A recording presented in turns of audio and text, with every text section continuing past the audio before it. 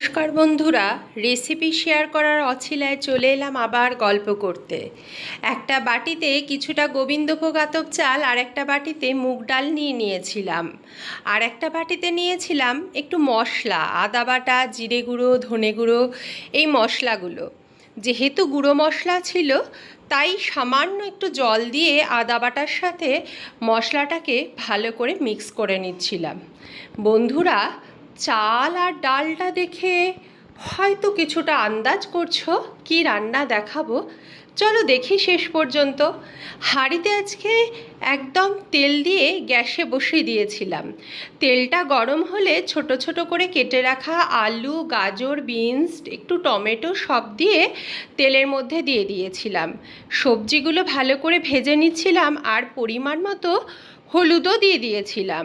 সবজিগুলো যখন ভালো করে ভাজা হয়ে গেল তখন ওই যে বাটিতে গুলে মশলাটা রেডি করে রেখেছিলাম সেই মশলাটা কিন্তু সবজি ভাজার মধ্যে দিয়ে দেবো।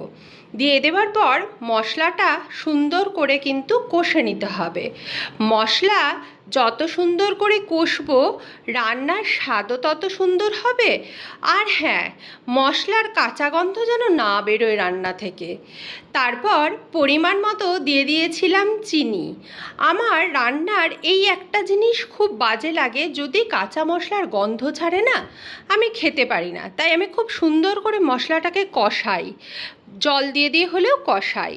চালটাকে ভালো করে ধুয়ে নিয়ে তারপর কষা মশলার উপরে দিয়ে দেব, দিয়ে একটু নাড়াচাড়া করে নেব। হ্যাঁ বন্ধুরা, তোমরা নিশ্চিত অনেকটাই আন্দাজ করে ফেলেছো। চলো আর একটু দেখলেই পুরোটাই বোঝা যাবে। এরপর একটু নাড়াচাড়া করে নিয়ে ডালটাকে ভালো করে ধুয়ে ডালটাকেও কিন্তু ওর মধ্যে দিয়ে দেবো। এবার তো নিশ্চয়ই তোমরা সবাই বুঝে গেছো চাল, ডাল, সবজি সব মিলেমিশে একাকার একমাত্র কিন্তু খিচুড়িতেই হয়।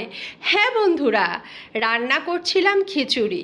খিচুড়ি এক একজন এক এক রকমভাবে রান্না করে। এরপর পরিমাণ মতো জল দিয়ে দেবো। জলটা ঠিকঠাক দিতে হবে কিন্তু খিচুড়িতে, না হলে ঠিক জমবে না খিচুড়িটা। হ্যাঁ, বলছিলাম যেটা, খিচুড়ি কিন্তু এক একজন এক এক রকমভাবে রান্না করে।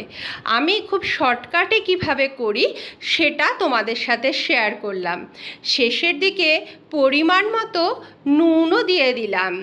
আসলে আমার উদ্দেশ্য তো রান্নাটা দেখানো নয়, আমার উদ্দেশ্য তোমাদের সাথে গল্প করে কিছুটা সময় কাটানো। এরপর ভালো করে খুন্তি দিয়ে খিচুড়িটাকে একটু নেড়ে নিচ্ছিলাম, তলায় যেন লেগে না ধরে। আর হ্যাঁ, খিচুড়িতে স্বাদ আনার জন্য ঘি কিন্তু মাস্ট। আমি তো আবার বাড়িতে বানাই ঘি, তো বাড়িতে বানানো গাওয়া ঘি দিয়ে খিচুড়ি, সে যে কি অসাধারণ স্বাদ আর অসাধারণ গন্ধ। বর্ষার দিনে এরকম খিচুড়ি তার সাথে ইলিশ মাছ ভাজা হলে না জমে যায় একবারে। ধন্যবাদ।